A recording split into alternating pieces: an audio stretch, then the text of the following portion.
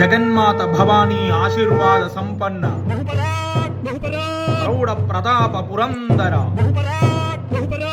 క్షత్రియ కులావతంస హిందూ ధర్మ ఉద్ధారక సింహాసనాధీశ్వర ఓ బ్రాహ్మణ ప్రతిపాలక రాజాదిరాజ ఛత్రపతి శివాజీ మహారాజ్ జయ హో. భారత భూభాగం అల్లకల్లోలంగా ఉన్న వేళ, అన్యాయం కోరలు చాచి ధర్మాన్నే మింగేస్తున్న వేళ సహ్యాద్రి కొండల్లో ఒక గర్జన వినిపించింది. అది మృత్యువుకు సైతం వణుకు పుట్టించే గర్జన. ఆ గర్జన పేరే ఛత్రపతి శివాజీ మహారాజ్. ఆయన కేవలం ఒక రాజు కాదు, ఆ జగన్మాత తుల్జా భవానీ తన చేతులతో పంపిన ఒక ఖడ్గం. ఆ ఖడ్గం పేరు చంద్రహాసం. ఆ ఖడ్గం దగదగా మెరుస్తూ ఉంటే శత్రువుల గుండెల్లో రక్త ప్రవాహమే. అది ప్రతాప్గఢ్ అడవి. 7 అడుగుల రాక్షసుడు అఫ్జల్ ఖాన్ అహంకారంతో విర్రవీగుతూ అడుగుపెట్టాడు. శివాజీని కేవలం తన కౌగిలితో నలిపేస్తానని విర్రవీగాడు. కానీ ఆ ఖాన్కు తెలియదు, తాను కౌగిలించుకుంది ఒక మనిషిని కాదు, ఒక అగ్ని పర్వతాన్ని అని. ఎప్పుడైతే అఫ్జల్ ఖాన్ శివాజీ వైపు కత్తితో పొడిచాడో అప్పుడే పుట్టింది ఆ రౌద్ర రూపం. తన వేళ్ల మధ్య దాచుకున్న పులిగోళ్లతో రాక్షసుడి పొట్టను చీల్చి చెండాడాడు శివాజీ. జై భవానీ, జై శివాజీ అన్న నాదం ఆ కొండల్లో ప్రతిధ్వనించినప్పుడు శత్రువుల అహంకారం నేలమట్టమైంది. అది శివాజీ రాజనీతి, అది భవానీపుత్రుడి పరాక్రమం.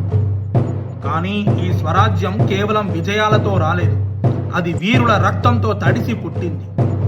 ఒకసారి సింహగడి యుద్ధం జరుగుతున్నప్పుడు ఒకవైపు తన కొడుకు పెళ్లి, మరోవైపు మాతృభూమి పిలుపు.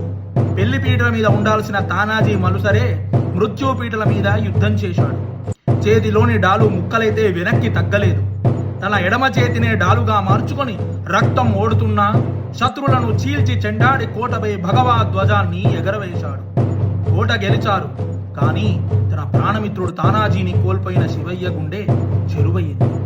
ఒక చక్రవర్తి అశ్రునయనాలతో అన్న మాట ఇప్పటికీ గాలిలో వినిపిస్తూనే ఉంది. గడ్ ఆలా పన్ సింహ గేలా అంటే కోట వచ్చింది, కానీ నా సింహం వెళ్ళిపోయింది అని. శివాజీ కత్తి కేవలం శత్రువును చంపడానికే కాదు, ధర్మాన్ని నిలబెట్టడానికి కూడా.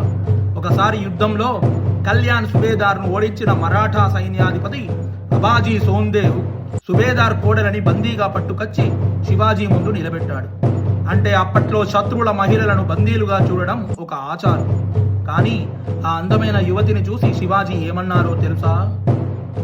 సింహాసనం దిగి వచ్చి ఆ తల్లికి నమస్కరించి, అమ్మా, మా తల్లి జిజియాబాయి కూడా నీ అంత అందంగా ఉంటే నేను కూడా ఇంతే అందంగా పుట్టేవాడిని అని అన్నారు.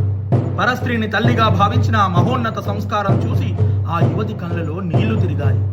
శత్రు ఇంటి ఆడబిడ్డను పట్టు వస్త్రాలతో గౌరవంగా తిరిగి పంపించిన ఆ మహానుభావుడి వ్యక్తిత్వానికి సాటి ఎవరు? స్త్రీని తల్లిలా గౌరవించిన సంస్కారం ఆయనది.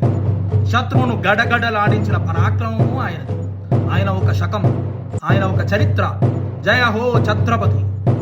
జగన్మాత భవానీ ఆశీర్వాద సంపన్న ప్రౌఢ ప్రతాప పురందర క్షత్రియ కులావతంస హిందూ ధర్మ ఉద్ధారక సింహాసనాధీశ్వర ఓ బ్రాహ్మణ ప్రతిపాలక రాజాదిరాజ ఛత్రపతి శివాజీ మహారాజ్ జై.